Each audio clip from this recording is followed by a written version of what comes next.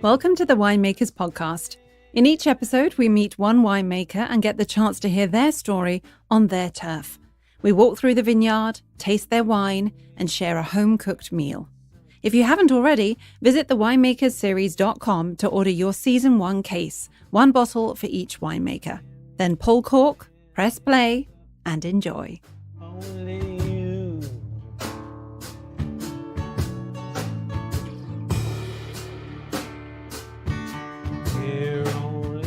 Mark Adams of Ledge is a local farmer that couldn't wait to leave Paso and pursue his dreams of being a musician. Now his music is the soundtrack to one of the best new wines out of this region. It's clear that Mark lives his life with intention and integrity. Every decision is made thoughtfully. Every action is taken seriously. He works hard to make sense of his surroundings, and it comes across in everything he does. His focus is on sustainability and self-propagation. It's not unusual to find him planting and caring for new vines in the nursery on his property. His beliefs are what make his wines so spectacular, and also why he makes so little of it. He's an artist in every sense of the word. Hard to find, but worth the trouble. The few that know about Ledge will continue to enjoy it for a long time. You've hit a rough patch again, old friend.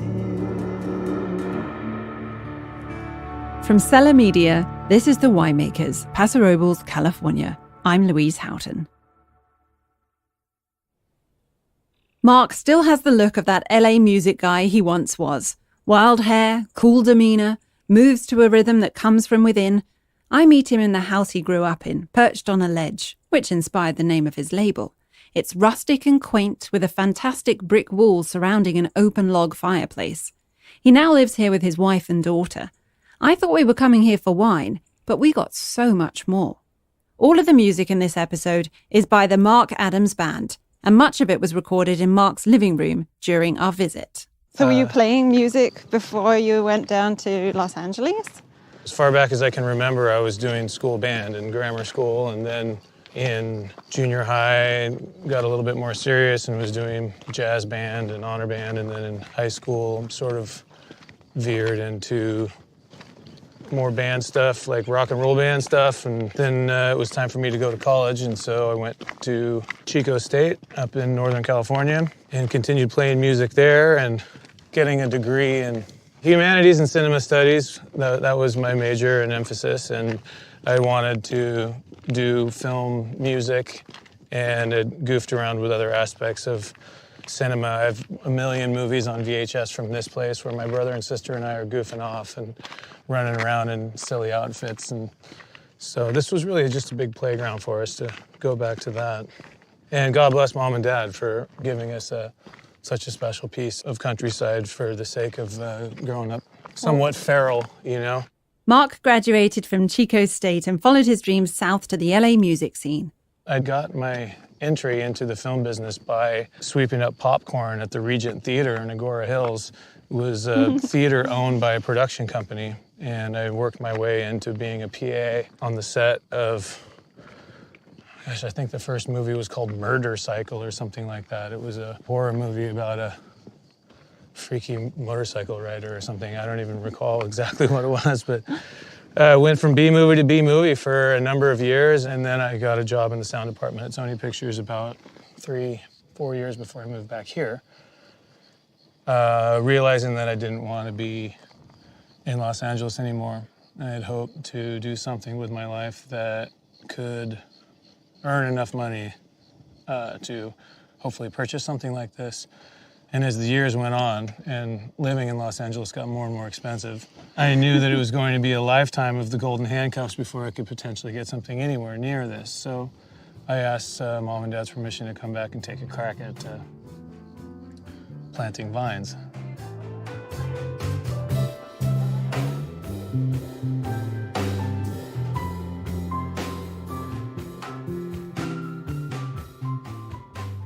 So when I left Sony Pictures, I was already pretty late to the game of a young man. I don't know, I was 28. Was wine always part of your life when you were born because you were here in Paso? In fact, it was not at all. Okay. It was a place where my brother and sister and I ran around and climbed trees and picked flowers and roughed around. It was not about the industry at all. And in fact, I hope to maintain basic sustainability here.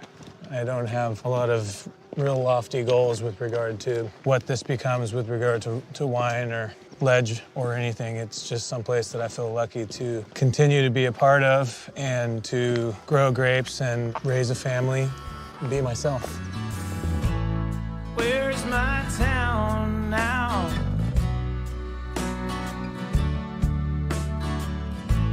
And when did all of this go down?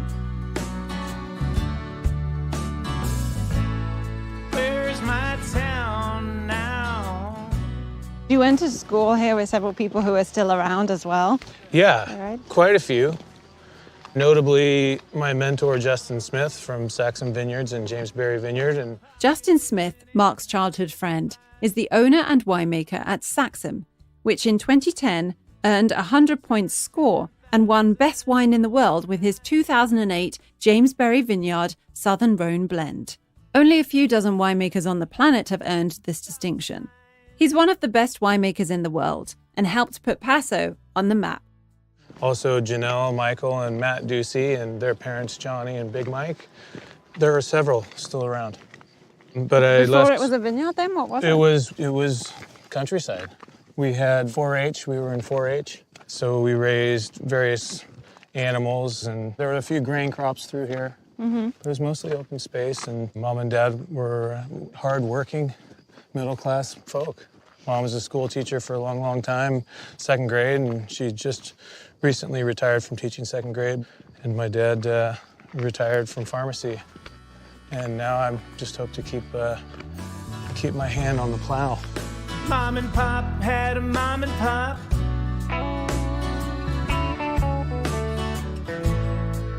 And Uncle Louie had an auto shop.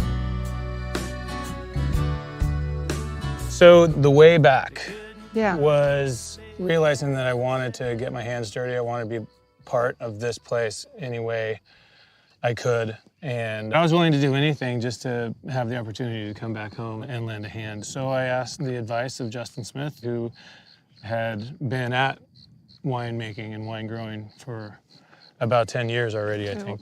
If not, well, his whole life, ever since his folks planted.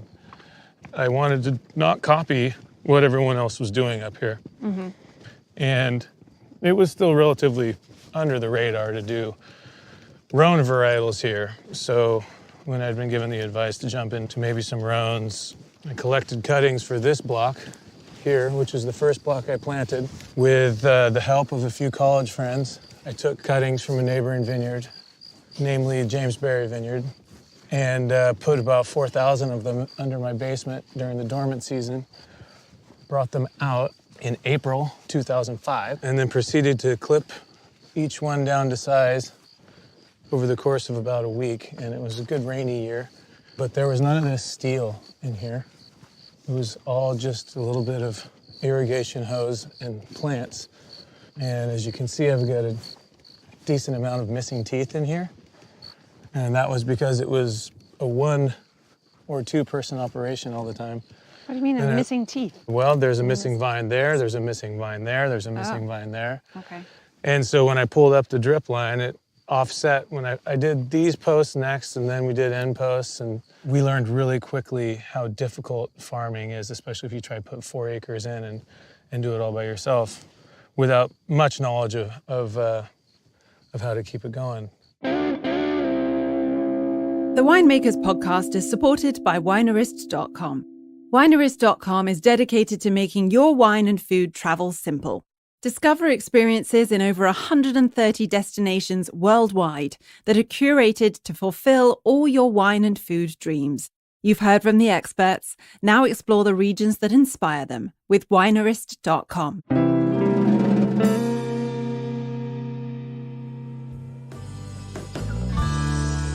You were right all along.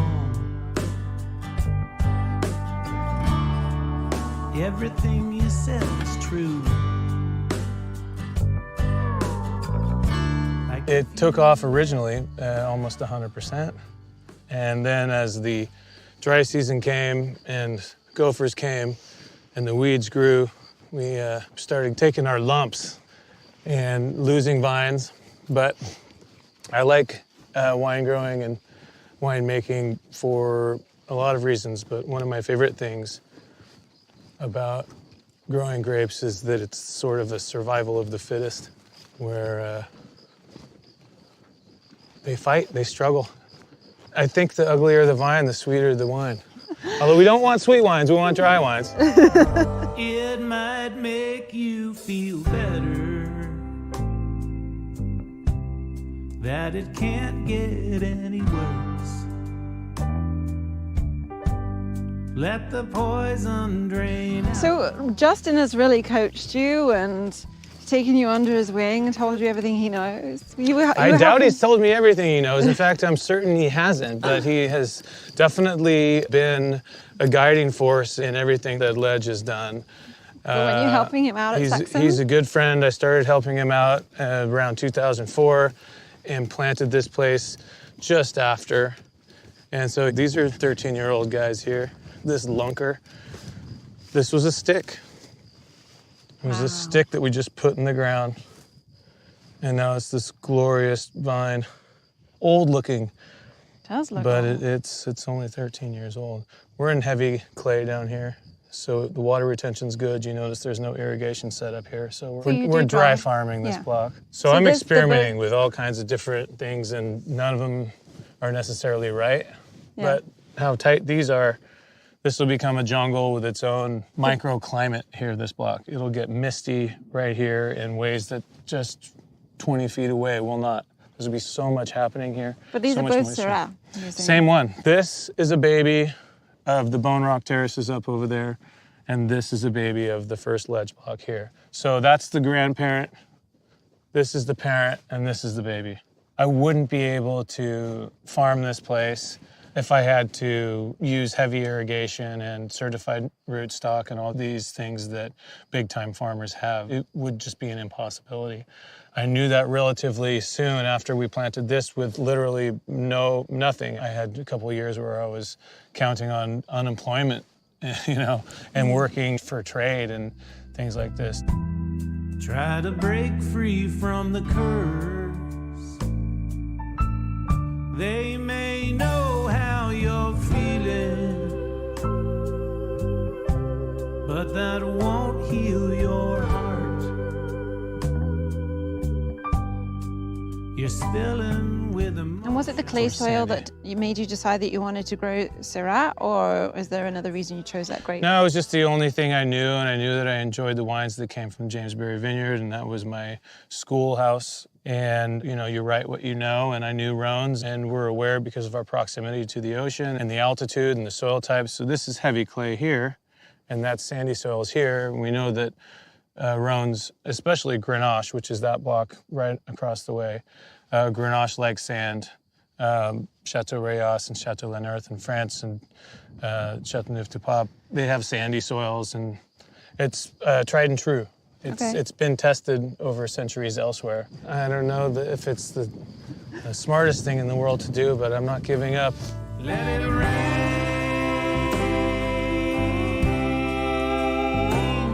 let it hurt.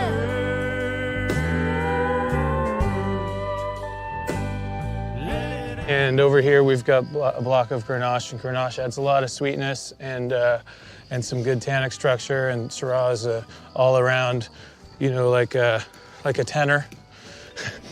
And the soprano would be your Grenache over here, sweet and bright and uplifting. And I like the comparisons to music. It works. It works. And let it all rain down. Let it all rain down. You've now walked into what you call the nursery. Yeah. So I've had easily a half dozen nurseries in various spots here, and I've settled on this galvanized steel trough and other raised bed scenarios for the cuttings, mostly because of my fight with gophers. They'll get under anything, as people know. And this is a way to protect these cuttings from attack from down under. So we want them to push the roots this year and quite possibly another year. So we have a big fat root ball underneath these guys. And then I'll take these and I'll put them in the vineyard so that they can better compete with the 2-year-olds out there. And you're going to put those in all of the spots that you were saying that you're missing. All my missing teeth, and then we have a new block just up beyond over there that's going to be for Senso, and Counoise here is also going into a new block just north of the original block. Another question about the nursery. Yeah. And that is really why you have one, because as I understand it, so many of the people just buy this part themselves to be able to plant. You know, why is it so important to you that you grow it yourself here, nurture it? I like the fact that it's sustainable.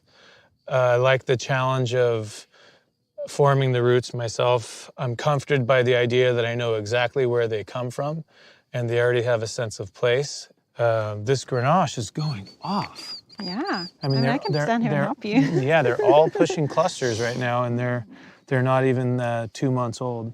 So that's a good sign. They're happy. They want to make good wines. So that's the reason why I like to own root. It's also a real true expression of own rooting, dry farming, organic farming. It's all you know, a real true expression of the soil. As you step out and risk it all, we will read about your fall from grace.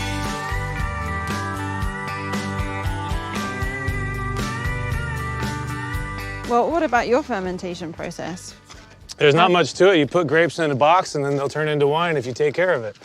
It's not really that complicated, but it can be as complicated or as simple as you want. But I definitely have an old world approach to wild fermentation. I like them to ferment on their own instead of inoculating.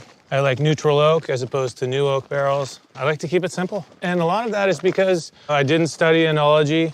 I didn't do a whole great deal of research with regard to various soil types and farming education. I just know this place. I know that it does Rhones well. I know that I can own root.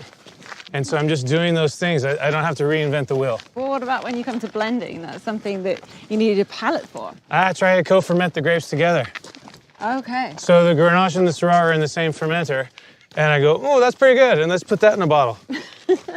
But the wine's made in the vineyard, not in the cellar. And I think most winemakers will agree with that. If you really have to work hard in the cellar to create the perfect blend, then maybe you're working too hard. That's just my experience. And I'm sure that there are plenty of people out there listening to this that will go, well, I don't know, I spent 7 weeks on my blend and it was better at week 7 than it was at week 6. And I'm not sure that it's the best way, but it's my way. And I lose enough sleep wondering if deer have gotten through our fencing. I don't need to worry about whether or not I put the right amount of Grenache into our blend. So my techniques are old world in nature. And the blending aspect, I don't know if that is that also, but I don't care. I don't want to worry about it.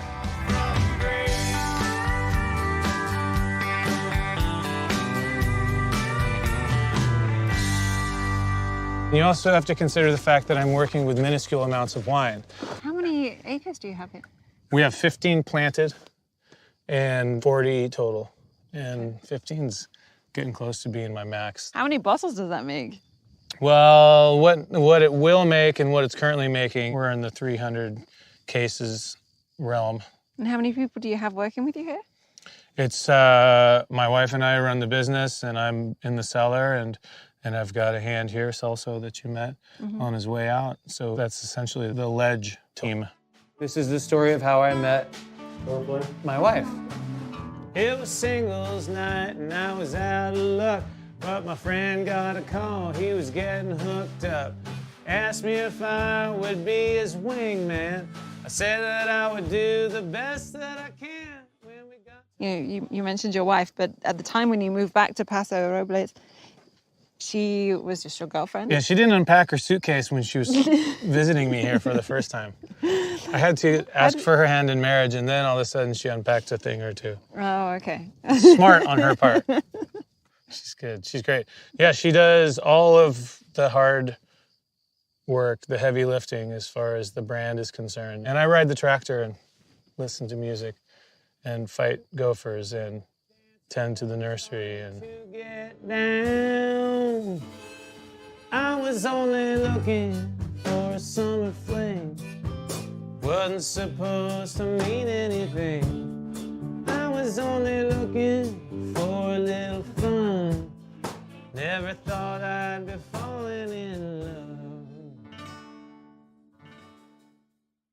Do you have much time for music in amongst being here and yeah, raising a it family? only takes a couple hours every night on weekends. So Friday, Saturday, I'm free to play. Okay. But it's a hobby. It's a release. It's, you know, Do you believe that that's important to have a release? it's essential. The Winemakers podcast is inspired by the Winemakers of Paso Robles coffee table book. The Winemakers of Paso Robles coffee table book is the perfect gift for the wine lover on your list. It took more than a year of interviews and photo shoots to make this 328-page large format book. It's the perfect book to curl up with a glass of wine and escape to wine country. The Winemakers of Paso Robles. Check it out on Amazon.com and at WNMKRS.com. That's WNMKRS.com. There are only a few first editions left, so get yours today. The Winemakers podcast is supported by PasoRoblesWineries.net. PasoRoblesWineries.net is the best resource for planning the perfect trip to Paso. Decide where you want to taste, eat, stay, and explore all in one place with the only comprehensive map of every winery, distillery, and brewery in the area. You can also find tasting coupons and hospitality discounts. Text specials to 24587 for coupons. That's specials to 24587. And you can find us on Instagram and Facebook at Paso Robles Wineries. PasoRoblesWineries.net is the best place to plan your next trip to Paso. So where is your winery? I make the wines currently at Saxum facility. Okay. Thank the moon and stars. It's an incredible place, and I feel lucky to be there, and I lend a hand anytime I'm called upon to do so. Any benefit I can be to that facility, I'm happy, and jump to the opportunity to do so. I'm very much available. Well, So it's sort of like being in Willy Wonka's chocolate factory. No joke. And you've got a friend who's going to cook for us, haven't you? Yeah, I do. Graham Harris, he's got Decker's Kitchen in Thousand Oaks. He's prepared some amuse-bouche for us already. Yeah. We head back up to Mark's house, filled with friends, family, and fun. Good wine, good food, and most importantly, good music. He's one of the friends that helped us plant this vineyard. So he's significant in many ways, not only because he's an excellent chef and a great baker and a good friend. He's part of the heritage of this vineyard, and he comes up from time to time and helps us prepare wonderful things like this. So we got carrot salad. Carrot salad, Radicchio and sprouts prosciutto, yeah? seeds. We'll pick him Radicchio up. wrapped in prosciutto. Okay, awesome. And some steaks. And I think a carrot salad was a little bit modest there, you know. This carrot salad does not look like just a piece of carrot cut up and put into a salad with some olive oil. I mean, what is in this? So it's rubbed with cumin and garlic made in a mortar and pestle with some crushed chilies and salt and olive oil and lemon zest. Coat those, roast it for a little bit, and then we're going to finish roasting it over the fire, which will be really good. And that's going to be topped with avocados and some sprouts and some cream, and then a mixture of roasted seeds. You see, not just any carrot salad. Easier to say carrot salad, but yeah, it's true. Your version. And then radicchio, and that's wrapped in prosciutto with some salt and pepper, and then we're going to grill that over the fire too with the steaks. Wonderful. And then that'll be topped with like a creamy Caesar dressing with some basil pesto mixed in and goat cheese and some pine nuts. So why have we chosen this particular food to go with the wines? Or did you choose the Graham and knew then we were the going to have fruit. rosé and white. Originally, we were going to do just the Adams Ranch Syrah, which is the Syrah based with Grenache. And I knew I wanted to do steak. And Graham definitely had his own input. He says, well, let's step it up a notch and we'll do ribeyes instead. And he had some sides that he wanted to prepare. So I like the salmon, a good pairing with the rosé and the Grenache Blanc. And then we're getting into the reds, and we'll have some hearty vegetables and red meat to go with those. We're doing big Rhone blends. Adams Ranch is probably the most elegant of those. And then we've got Jamesbury Vineyard Syrah with Grenache, Mourvedre, and Roussanne blended in, and a Grenache based from the Rolfe family vineyard of primarily Grenache. So 3 different flavors of the area. Well, we can cheers. Cheers. Nice meeting you. Me too. Thank you very much. Salud. Salud.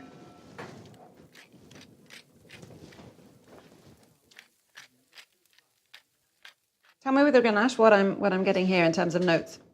Well, I prefer to say that you get what you get. I don't really appreciate it when somebody tells me what I'm going to taste in a wine. Okay. I think that everyone has their own sense of taste and that they should trust their instincts on what they like, what they're getting. If they can't put a finger on whether it is caraway or dried strawberry or cassis or whatever it is, then that's not only okay, but it's great. If you're enjoying what's in your glass and you can't put a finger on what fancy word to call it, or if you can't quite pronounce the wine on a menu, just go like this to the sommelier. I want that one. Let's try that. Or ask for advice from a sommelier or whatever it is, but it shouldn't be stuffy. You should never feel intimidated by drinking fermented grape juice. People have been doing it for thousands and thousands of years. When the water was too dirty to drink, they drank wine. And I don't think they worried about what they were getting in the aroma. So love it. And I think with regard to what you're getting in Grenache is you're getting a lot of luscious fruit that can cover a great many different flavor indicators. And what about these labels? Our new releases, we now put some fancy pants foil on there so that they shine a little bit. I just thought that was because it was the rosé. Yeah, well, the Grenache Blanc is silver, and we're not sure what we're going to do with the reds, but it is a romantic depiction of the ledge that we were out walking on earlier, in that we're looking at the ledge and it just drops off pretty dramatically just over the property line. So that's why we call it ledge. It's a flat piece of property all up here where all the vineyards are, and then it drops down to the main thoroughfare, Vineyard Drive. And then on the opposite of Vineyard Drive, the soils change. So the significance of that is that we're taking risks. It's geological. It is physically looking like a ledge. It is. So you are on the edge Oh yeah, as well. taking so many risks, man. It worked on for the us, edge. and we were surprised to see that it was a trademark that hadn't been taken.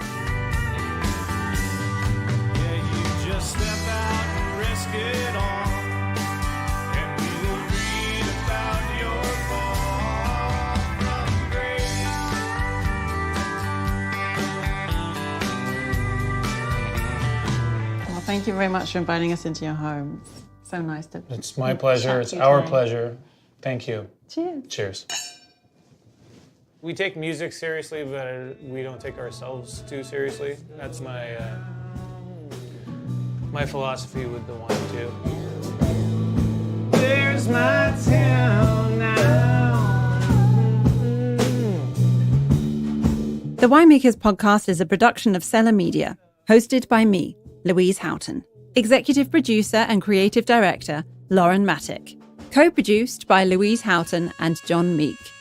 Original score, editing, and sound design by John Meek of 10 Minutes Early. Live sound engineering by Dean Lee. Additional editing by Miguel Coez of the Music Interval Theory Academy. And additional sound engineering by Brian Vasquez. The Winemakers series was created by Julia Perez. For show notes, links, and more, please visit wnmkrs.com/podcast. Follow us on Facebook and Instagram at The Winemakers Series. And please subscribe, share, and rate us on iTunes.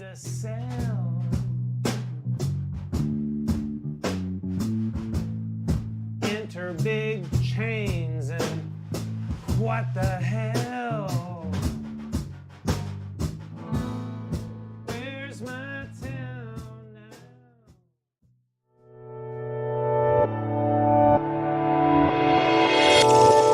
Cellar Media.